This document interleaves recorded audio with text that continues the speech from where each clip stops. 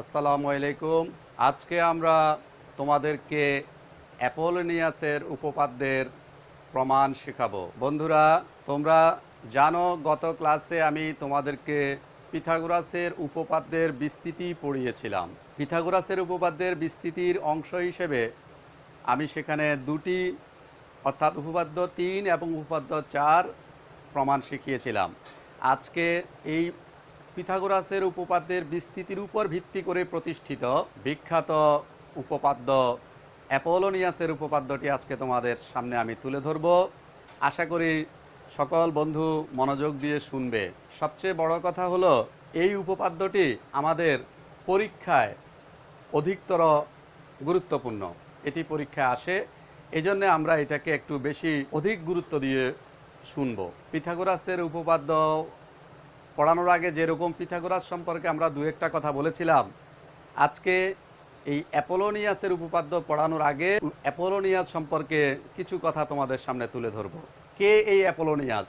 আমরা আমাদের পাঠ্য বইয়ে দেখেছি অ্যাপোলোনিয়াস জন্ম লেখা আছে খ্রিস্টপূর্ব 240 অব্দে এবং মৃত্যু খ্রিস্টপূর্ব 190 অব্দে। তার মানে আমরা যেই গণিতজ্ঞ, যেই দার্শনিকদের ক্লাসগুলো করাচ্ছি, ইনারা সবাই যীশুখ্রিস্টেরও জন্মের আরও আগের ইতিহাস এগুলো। তো তোমরা জানো যীশুখ্রিস্টেরও জন্মের অনেক আগে রোমানদের সাম্রাজ্য ছিল। এখন যীশুখ্রিস্টের জন্মের সময় যে প্রাচীন গ্রিকের কথা বলি, এই গ্রিক দেশটির অস্তিত্ব ছিল, এটি ইতিহাস থেকে আমরা পাই। বিশেষ করে বর্তমান যে তুরস্ক, এই তুরস্ক তখন আলাদাভাবে এইভাবে টার্কি ছিল না, তখন গ্রিকের আন্ডারে ছিল। এখন অ্যাপোলোনিয়াস নামে দুইজন ব্যক্তি, দুইজন দার্শনিককে আমরা দেখতে পাই ইতিহাসে। একজন হচ্ছে অ্যাপোলোনিয়াস অফ টায়না, আরেকজন হচ্ছে অ্যাপোলোনিয়াস অফ পার্গা। অ্যাপোলোনিয়াস অফ টায়না, ইনি টায়না কোথায় অবস্থিত বন্ধুরা? বর্তমান আনাতোলিয়া, তুরস্কের একটি রাজ্য আনাতোলিয়া। এই আনাতোলিয়া রাজ্যের একটি স্থান হলো টায়না। এই টায়নাতে জন্মগ্রহণ করেছিলেন যে অ্যাপোলোনিয়াস, উনি হচ্ছেন অ্যাপোলোনিয়াস অফ টায়না। ইনি বিশ্বাস করতেন পিথাগোরাস যে সব কিছুকে সংখ্যার মাধ্যমে ভাবতেন, পিথাগোরাস সকল বস্তুকে সংখ্যার মাধ্যমে প্রকাশ করতেন। তিনি এমনকি আচরণ এবং আত্মাকে পর্যন্ত পিথাগোরাস সংখ্যার মাধ্যমে দেখানোর চেষ্টা করতেন। যাই হোক, ওই আমলে ওনার অনেক ফলোয়ার ছিলেন। বিশেষ করে সংখ্যাকে নিয়ে মানুষ তেমন একটি তখন এত বেশি, এখনকার যুগে যে গণিত চর্চার মাধ্যমে এত উন্নত হয়ে গেছে, তখন এরকম ছিল না। কিন্তু পিথাগোরাস সেই আমলেই সংখ্যাকে নিয়ে অনেক ডেভেলপড করেছিলেন। তো সেই সংখ্যা তত্ত্বের এই সব কিছুকে সংখ্যার মাধ্যমে প্রকাশ করা, ভাবা, বিশ্বাস করা, এই সব কিছুর অনুসারী ছিলেন অ্যাপোলোনিয়াস অফ টায়না। তিনি পিথাগোরাসের এই সংখ্যা তত্ত্বের উপর ভিত্তি করে গাণিতিক ওনার চিন্তাভাবনাকে অনেক ডেভেলপ করেছেন। আর অপরপক্ষে অ্যাপোলোনিয়াস অফ পার্গা, যিনি আজকে আমরা যার ক্লাস করাবো, এই পার্গা তোমরা জানো পার্গা তুরস্কের একটি জায়গা। এই স্থানে, পার্গা নামক স্থানে আমাদের এই অ্যাপোলোনিয়াস জন্মগ্রহণ করেছিলেন, এই জন্য উনি হচ্ছেন অ্যাপোলোনিয়াস অফ পার্গা। এই অ্যাপোলোনিয়াস অফ পার্গার, ইনি আর্কিমিডিস, ইউক্লিড, ওনারা জ্যামিতির কোণক মানে কোনিক্স যেটি, এই কোণক নিয়ে কাজ করেছেন। কোণক নিয়ে অনেক ধারণা ইনারা ডেভেলপ দিয়েছেন, কিন্তু কাজগুলো শেষ করে যেতে পারেননি। পরবর্তীতে এই অ্যাপোলোনিয়াস অফ পার্গা উনি এসে আর্কিমিডিস এবং ইউক্লিডের কোণকের উপরে যেই অসম্পূর্ণ কাজ তিনি এসে সম্পূর্ণ করেছিলেন এবং এত সুন্দরভাবে সমাধা করেছিলেন যে এখন আধুনিক গণিতশাস্ত্রেও সর্বজন মান্য সেটা ফলো করা হয়। তিনি এই কোণকের, আমরা জানি যে কোণককে তুমি যদি মাঝখানে ভাগ করো বা কোণককে স্টাডি করো, বিশ্লেষণ করো, ওখানে দেখবা উপবৃত্ত, পরাবৃত্ত, অধিবৃত্ত এগুলো পাবে এবং রেখাও পাবে। কোণক থেকে বিশ্লেষণ করে আনলে অনেক রেখা পাবে। এখন অর্থাৎ একটা কোণকের মধ্যে জ্যামিতিশাস্ত্রের সব কিছুই খুঁজে পাওয়া যায়। এই জন্য কোণককে স্টাডি করে অ্যাপোলোনিয়াস বিখ্যাত হয়েছিলেন। কোণকের উপবৃত্ত, পরাবৃত্ত, অধিবৃত্তের এগুলোর উপকেন্দ্রের উপর অঙ্কিত লম্ব, লম্বের দৈর্ঘ্য, ক্ষুদ্রাক্ষ, বৃহদাক্ষ, এইগুলোর উপরে তিনি এগুলো সমীকরণ এগুলোর বের করেছিলেন। সমীকরণের উপায় ইনি বিভিন্ন জ্যামিতিক চিত্রের মাধ্যমে এই উদ্ভাবন করেছিলেন এর পন্থা। সবচেয়ে বড় মজার ব্যাপার হলো এই অ্যাপোলোনিয়াসকে অ্যালজাব্রিক জিওমেট্রির অনেকটা পথ প্রদর্শক বলা যায়। উনি ওনার এই জ্যামিতির মাধ্যমে রাশির মান জানা থাকলে জ্যামিতির চিত্রের মাধ্যমে সূত্র আবিষ্কার করে আরেকটা রাশির মান বের করার কৌশল তিনি দেখিয়ে দিতেন ওনার জ্যামিতিক গবেষণায়। এই জন্য আমরা জানি যে একটা রাশির মান জানা থাকলে আরেকটা রাশির মান আমরা সমীকরণের সাহায্যে যে বীজগণিতীয় উপায়ে রাশির মাধ্যমে বের করি, কিন্তু অ্যাপোলোনিয়াসের অনেকগুলো উদ্ভাবন এই বীজগণিতের সাহায্য না নিয়ে জ্যামিতিক চিত্রের সাহায্যে তিনি এক ধরনের সমীকরণ তৈরি করে একটা সমাধান করে ফেলতে পারতেন চিত্রে চিত্রে, মানে যেটাকে বলা হয় অ্যালজাব্রিক জিওমেট্রি। তো আজকের যে অ্যাপোলোনিয়াসের উপপাদ্যটি আমরা পড়াবো, এই উপপাদ্যের মধ্যেও তুমি ওই ধরনেরই একটি সূত্র পেয়ে যাবে বন্ধুরা। আমরা লাস্টে দেখবে ত্রিভুজের বাহু এবং মধ্যমার সম্পর্ক অ্যাপোলোনিয়াসের উপপাদ্যের মাধ্যমে আমরা তোমাদেরকে শিখাচ্ছি।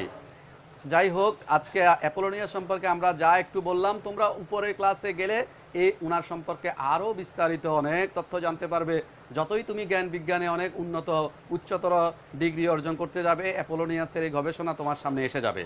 আজকে আমরা যেটুকু দরকার যে তোমাদের ক্লাসে সেটি নিয়ে কথা বলি। অ্যাপোলোনিয়াসের উপপাদ্যের সাধারণ নির্বাচন। ত্রিভুজের যে কোনো দুই বাহুর উপর অঙ্কিত বর্গক্ষেত্রের ক্ষেত্রফলের সমষ্টি উহার তৃতীয় বাহুর অর্ধেকের উপর অঙ্কিত বর্গক্ষেত্রের ক্ষেত্রফল ও ওই সমদ্বিখণ্ডক মধ্যমার উপর অঙ্কিত বর্গক্ষেত্রের ক্ষেত্রফলের সমষ্টির দ্বিগুণের সমান।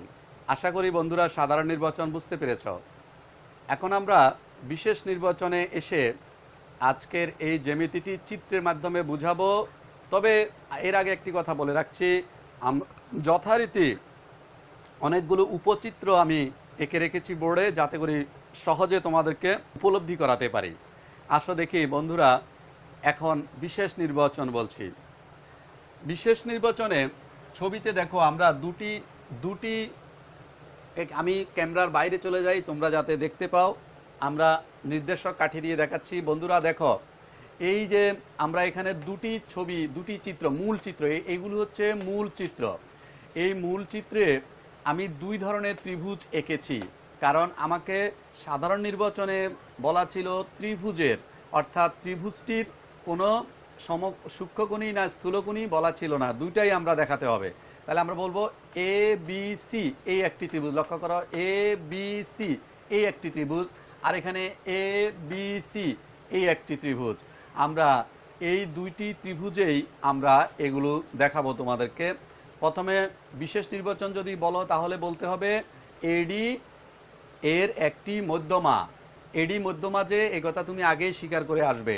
যদি বলো স্যার এডি মধ্যমা এটা অঙ্কনের বিবরণে না বলে এটা কেন আগে স্বীকার করে আসবো, তার কারণ হলো সাধারণ নির্বাচনের মধ্যেই তো বলছে ওই রেখার সমদ্বিখণ্ডক মধ্যমা, তাহলে ওই যে তৃতীয় রেখার সমদ্বিখণ্ডক মধ্যমার ইঙ্গিত তো সাধারণ নির্বাচনে আছে, অতএব এটা বিশেষ নির্বাচনের মধ্যেই বলে ফেলতে হবে। বিশেষ নির্বাচন, মনে করি এ বি সি একটি ত্রিভুজ, এ বি সি একটি ত্রিভুজ, এখানেও এরকম এডি এর একটি মধ্যমা, এডি বিসি এর উপর অঙ্কিত মধ্যমা। প্রমাণ করতে হবে যে A B square plus AC square equal to 2 into AD square plus BD square. এটি আমরা মুখস্থ করে বলিনি, এটি সাধারণ নির্বাচন বুঝে বুঝে বলেছি।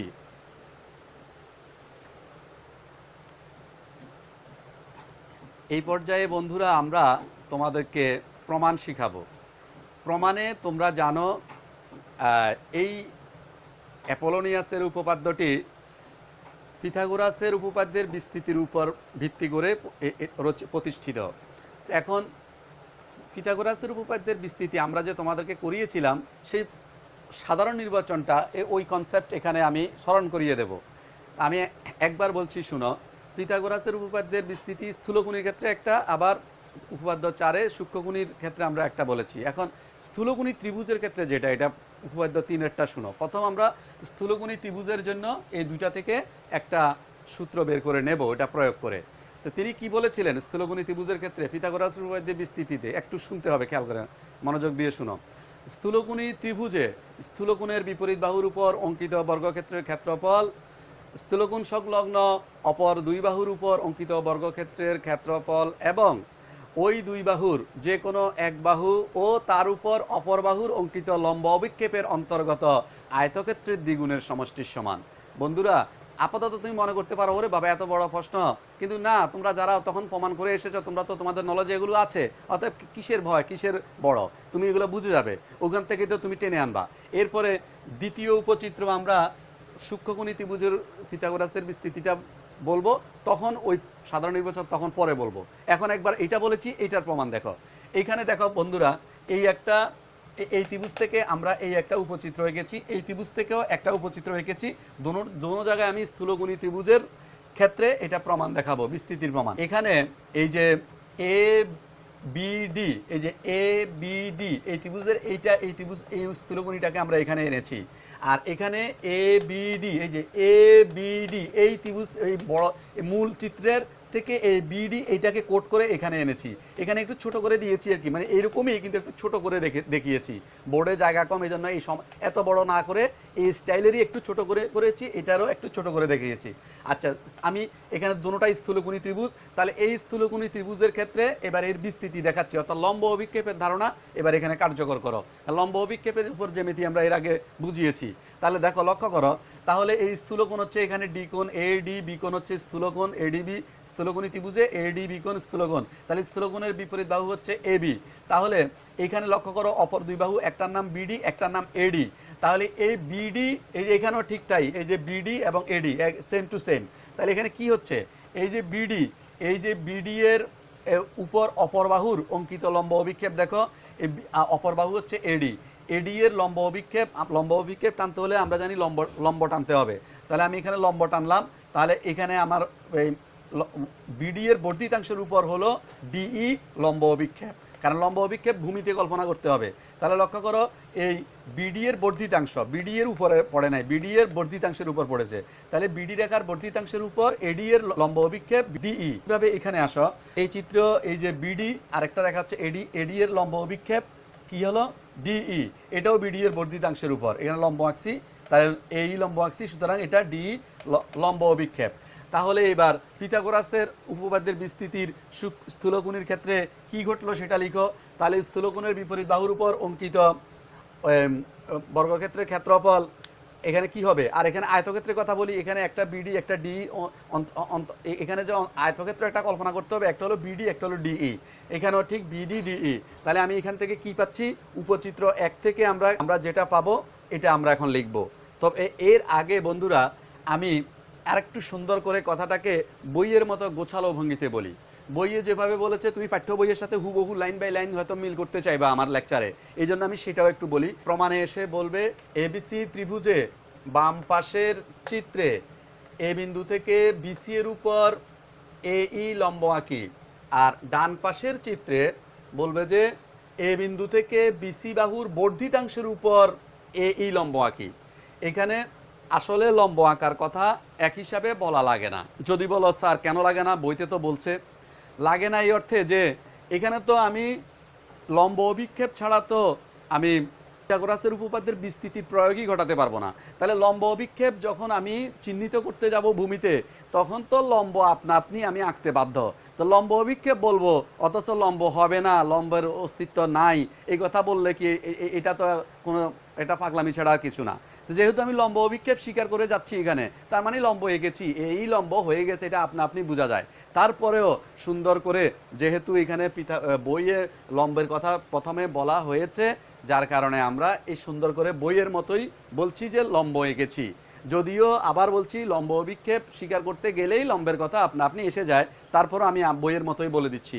তাহলে আমরা কি বলছি, প্রমাণ এ বি সি ত্রিভুজে এ বিন্দু থেকে বিসি এর উপর এই লম্ব আঁকি বাম পাশের চিত্রে, আর ডান পাশের চিত্রে বিসি এর এ বিন্দু থেকে বিসি এর বর্ধিতাংশের উপর এই লম্ব আঁকি। উভয় চিত্রে এ ডি বি ত্রিভুজে এ ডি বি কোণ সূক্ষ্মকোণ। বন্ধুরা এখান থেকে এই উপচিত্র 1, এখান থেকে এই উপচিত্র 1, উভয় জায়গায় কথা একদম same to same. A D B, বাম পাশের চিত্র ডাম পাশের চিত্র উভয় থেকে আমি বোঝানোর জন্য নোট করে নিয়েছি, ছবি এঁকে রেখেছি। দেখো তাহলে এ ডি বি, এখানে স্থূলকোণ হচ্ছে ডি, এ ডি বি কোণ স্থূলকোণ। তাহলে পিথাগোরাসের উপপাদ্যের বিস্তৃতি স্থূলকোণী ত্রিভুজের ক্ষেত্রে প্রয়োগ করো। তাহলে কি দাঁড়াচ্ছে যে এ বি স্কয়ার, আমি এবার এখানে বলতেছি এ বি স্কয়ার, বন্ধুরা একটু খেয়াল করি, A B square equal to অপর দুই বাহু, একটি হচ্ছে এডি একটি হচ্ছে বিডি, এডি স্কয়ার প্লাস বিডি স্কয়ার, অপর দুই বাহুর যোগফল দিলাম। আর এর আরেকটা প্লাস হবে এই অন্তর্গত আয়তক্ষেত্রের সমষ্টির দ্বিগুণ, অন্তর্গত আয়তক্ষেত্র হচ্ছে বিডি ইন্টু ডিই, তাহলে ডিই হচ্ছে তার লম্ব অভিক্ষেপ, তাহলে 2 দ্বিগুণ করতে হবে 2, তাহলে A B square equal to AD square plus BD square plus 2 BD into DE. এটি সূক্ষ্মকোণী ত্রিভুজের ক্ষেত্রে পিথাগোরাসের উপপাদ্যের বিস্তৃতির মূল কথা, যেটা আমরা উভয় চিত্রের মধ্যেই এই নামে খুঁজে পেয়েছি। সোজা কথা হলো এটা। তাহলে এটা গেল আমার উপচিত্র একের থেকে আউটপুট, এই আউটপুট এটা পেলাম, এটা আমি ধরে রাখলাম। এরপর বন্ধুরা যদি 2 নম্বর চিত্রের দিকে তোমরা খেয়াল করো, এই যে উপচিত্র 2, উপচিত্র 2, এই দুইটি উপচিত্রের মধ্যে এখানে একটা এখানে একটা, এই দুইটা উপচিত্রের মধ্যে তো এডিসি, এখান থেকে মনে করো এই যে এডিসি আমি এখানে এনেছি, আবার এখানে দেখো করো এডিসি, এখান থেকে এডিসি এভাবে এনেছি, বাকিটা ওই পিথাগোরাসের উপপাদ্যের বিস্তৃতির জন্য যে ছবিটুকু দরকার লম্ব অভিক্ষেপের ধারণা পাওয়ার জন্য, ওইটা আমি আবার এখানে অ্যাড করে চিত্রের মধ্যে নিয়ে এসেছি। তাহলে এখন খেয়াল করো, এডিসি ত্রিভুজে এই এডিসি কোণ, ডি কোণটা হচ্ছে সূক্ষ্মকোণ, তাহলে সূক্ষ্মকোণ সংলগ্ন যে দুইটা বাহু আছে, এই দুইটা বাহুর একটার উপর আরেকটার অঙ্কিত লম্ব অভিক্ষেপ, তাহলে ডিসিকে ধরলাম একটা বাহু, এটার থেকে এটার উপরে লম্ব অভিক্ষেপ আঁকবো কার, এডি, এডি এর লম্ব অভিক্ষেপ যদি আমি আঁকি, তাহলে এক প্রান্ত তো এখানে অলরেডি আঁকা ইয়া আছে, ভূমির সাথে অ্যাড আছে, এখান থেকে লম্ব আঁকতে হবে না, অপর প্রান্ত থেকে লম্ব টান দাও, ওই যে লম্ব অভিক্ষেপ আঁকার যে সিস্টেম আমরা শিখেছি আগের জ্যামিতিতে, তাহলে আমার ডিই হচ্ছে আমার এটুকু হচ্ছে আমার এখানে এই এডি রেখার লম্ব অভিক্ষেপ ডিই, যেটা নাকি সিডি এর ভিতরে পড়েছে। আর এই যে এই অংশের মধ্যে এই চিত্রের মধ্যে এসে ডান পাশের চিত্রের মধ্যে দেখো, এটা তো গেলো বাম পাশের, এবার ডান পাশের মধ্যে দেখো, ডান পাশের মধ্যে কি হলো যে সিডি রেখার উপর অঙ্কিত এডি রেখার লম্ব অভিক্ষেপ যেটা, এটা এই এক প্রান্ত ভূমিতে জয়েন্ট, আরেক প্রান্ত যখন লম্ব টান দিলাম তখন তো এটা এই আগের মতো সিডির উপরে পড়ে না, এটা সিডি এর বাইরে গিয়ে লম্বটা টানা হয়, তাহলে ডট ডট দিয়ে বুঝাইলাম, মানে সিডি এর বর্ধিতাংশের উপরে লম্ব অভিক্ষেপটা হবে ডিই, এটা বর্ধিতাংশ বোঝাতে আমি ডট দিয়েছি আর কি, মূলত এই ডি থেকে ই পর্যন্ত এটি হচ্ছে লম্ব অভিক্ষেপ। তাহলে লক্ষ্য করো, এখানে ডিসি রেখার বর্ধিতাংশের উপর অঙ্কিত লম্ব অভিক্ষেপ ডিই, আর এখানে ডিসি রেখার উপর লম্ব অভিক্ষেপ ডিই, পার্থক্য এই জায়গায়। এখন আমি এখানে সূক্ষ্মকোণের যে উপপাদ্য 4-এর যে পিথাগোরাসের উপপাদ্যের বিস্তৃতি, সেইটা এবার এখানে কাজে লাগাই। সেখানে আমরা কি জানতাম, সূক্ষ্মকোণের বিপরীত বাহুর উপর অঙ্কিত বর্গক্ষেত্রের ক্ষেত্রফল মানে এসি, দেখো এটার নাম কি, এই যে এসি, তাহলে এখানেও সূক্ষ্মকোণের বিপরীত বাহু হচ্ছে এসি, এখানেও এসি, তাহলে বাম পাশের চিত্রে এবং ডান পাশের চিত্রে উভয় চিত্রে আমরা কি পাচ্ছি দেখো, এসি স্কয়ার ইকুয়াল টু, আমি এবার একটু লিখি, এখানে আমি আবার একটু বলবো, এখানে লেখার আগে তোমাদেরকে ওই সাধারণ নির্বাচনটা একটু শুনাই, পিথাগোরাসের উপপাদ্যের বিস্তৃতি সাধারণ নির্বাচন উপপাদ্য 4-এ যেটা আমরা করেছিলাম। দেখো যে কোনো ত্রিভুজের সূক্ষ্মকোণের বিপরীত বাহুর উপর অঙ্কিত বর্গক্ষেত্রের ক্ষেত্রফল ওই সূক্ষ্মকোণ সংলগ্ন অপর দুই বাহুর উপর অঙ্কিত বর্গক্ষেত্রের ক্ষেত্রফলের সমষ্টি অপেক্ষা ওই দুই বাহুর যে কোনো এক বাহু ও তার উপর অপর বাহুর অঙ্কিত লম্ব অভিক্ষেপের অন্তর্গত আয়তক্ষেত্রের দ্বিগুণ পরিমাণ কম।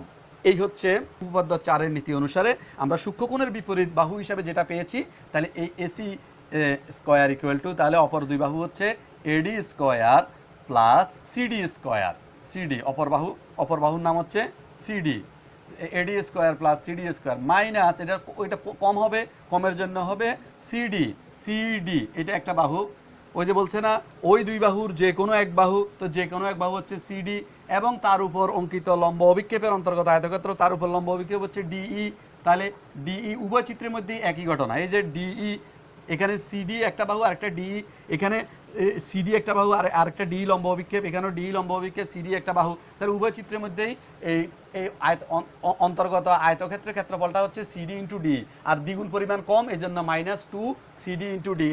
বন্ধুরা আমরা আলোচনাটা একটু লেংথি করে ফেলতেছি, আমি অতি সংক্ষেপে একেবারে ঠুসঠাস করে ওই দুইটা কথা চট করে লিখে দিয়েই তোমাদের বুঝে 5 মিনিটের মধ্যে জ্যামিতি শেষ করে দিতে পারতাম, কিন্তু বন্ধুরা আমি ওইভাবে করতে চাই না। আমি চাই যে একেবারে সব কথা কোন কান মেরে বারবার বলে তারপর বুঝাতে, এই জন্য আমার সময় একটু বেশি হয়ে যায়, তোমরা বিরক্তি হইও না। আর একটু দুর্বল মানের স্টুডেন্ট হলে তোমরা আরও বেশি ভালো করে উপকৃত হবে আমি বিশ্বাস করি। উপপাদ্য 3 অনুসারে উপপাদ্য 3-এর পিথাগোরাসের উপপাদ্য 3-এর বিস্তৃতি, এটা উপপাদ্য পিথাগোরাসের উপপাদ্যের 4-এর বিস্তৃতি। এই দুইটা বিস্তৃতি, একটা উপপাদ্য উপচিত্র 1 থেকে নেওয়া আর একটা উপচিত্র 2 থেকে নেওয়া। তাহলে এই দুইটা, এটাকে যদি সমীকরণ দিয়ে বলি, এটা একটা সমীকরণ 1 নং সমীকরণ, এটা 2 নং সমীকরণ, তাহলে এই দুইটা সমীকরণকে আমরা যোগ করলে কি পাই বন্ধুরা? দেখো এবার যোগ করে নাও।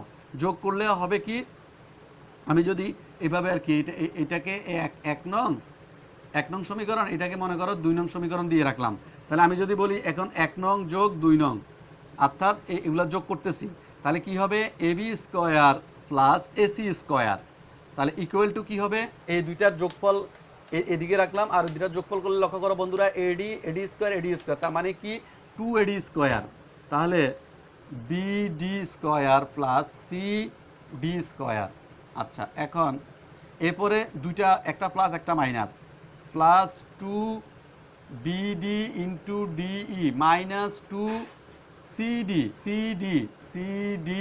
Into DE. আচ্ছা, এখন বন্ধুরা আমরা এইবার এখান থেকে আমরা এখানে একটা জিনিস দেখাইতে পারি। এবার বা লিখে যদি বলি, যেহেতু এডি ছিল বিসির উপর অঙ্কিত মধ্যমা, মানে ডি বিন্দু মধ্যবিন্দু, তার মানে বিসিকে সমান দুইটা ভাগে ভাগ করেছে, তার মানে বিডি সমান সিডি, তার মানে যেখানে সিডি আছে সেখানে আমি বিডি বলতে পারি, তাহলে আবার বিডি থাকলে সিডি বলতে পারি, একই কথা। তাহলে আমি বিডি সিডি এর জায়গায় যদি এখন বিডি বলি, ডি বিন্দু মধ্যমা, এই জন্য আমি বলতে পারবো। তাহলে আমি এখানে কি পাচ্ছি? আমি এখানে পাচ্ছি, একটু আবার লিখতেছি, AB square plus AC square equal to 2AD square plus, বন্ধুরা এখানে সিডি আছে, সিডি এর জায়গায় আমি ধরে নিলাম বিডি, তার মানে বিডি স্কোয়ার তাহলে দুইবার হয়ে যাবে, তাহলে আমি 2BD স্কোয়ার বলতে পারি এটাকে, কারণ সিডিকে আমি বিডি কল্পনা করেছি। আর এখানে লক্ষ্য করো, এখানে সিডিকে বিডি কল্পনা করলে তাহলে এখানে আছে প্লাস 2BD ইন্টু ডি, আর এখানে তখন হয়ে যাবে মাইনাস 2BD ইন্টু ডি, তার মানে এখানে এই প্লাসে মাইনাসে দুটোটা সমান হয়ে যাবে, এটা আপনি এরা বাদ, তাহলে ওটা লিখতে হবে না। তা এরপরে আমরা এবার এখানে একটা 2 কমন নিয়ে নাও, 2 কমন নিয়ে নিলে কি হচ্ছে? এডি স্কোয়ার প্লাস বিডি স্কোয়ার। তাহলে আমাদেরকে যেটা প্রমাণ করতে বলেছিল আমরা সেই অংশটুকু ইনশাআল্লাহ এভাবে প্রমাণ করে ফেলেছি। তাহলে কি দাঁড়ালো? AB square plus AC square equal to 2 into AD square plus BD square, যেটা আমরা প্রমাণ করতে চেয়েছিলাম আমাদের প্রমাণ হয়ে গেছে। এখন তুমি এই অ্যাপোলোনিয়াসের উপপাদ্য এটিকে কাজে লাগিয়ে আরেকটা জিনিস বন্ধুরা আমরা করতে পারি। ওই যে আমরা বলছিলাম প্রথমে এই লেকচারের শুরুতে, ইনি অ্যালজাব্রিক জিওমেট্রির ধারণা উনি আরও সুন্দর করে এই পদ্ধতিগত কৌশল এখানে দেখিয়েছেন। এখন আমরা সেই জিনিসটা কি, এটা এবার শুনো। এই অ্যাপোলোনিয়াসের উপপাদ্যের ধারণাটি প্রয়োগ করে আমরা কোনো ত্রিভুজের বাহু এবং মধ্যমার সম্পর্ক নির্ণয় করতে পারি।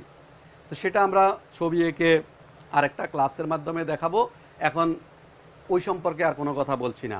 তো সে পর্যন্ত সবাই ভালো থাকো। জ্যামিতিটা তোমরা গুরুত্ব দিয়ে শিখবে বন্ধুরা, কারণ এটা পরীক্ষায় আসে বেশি। আমরা তো সব কিছুই মাথায় সমানভাবে রাখতে পারবো না, আমরা স্টুডেন্ট, যেটা বেশি গুরুত্বপূর্ণ এটাকে বেশি জোর দিয়ে পড়বো। এই জন্য বলবো এটাকে একটু বেশি গুরুত্ব দিয়ে পড়বে, এটার ব্যবহারও অনেক বেশি, আর এটাই পরীক্ষার জন্য ইম্পর্টেন্ট বেশি। সবাই ভালো থাকো, আর কথা না বাড়িয়ে আজকের মতো এখানে শেষ করলাম। এর পরবর্তী ক্লাসে আবার দেখা হবে। আল্লাহ হাফেজ।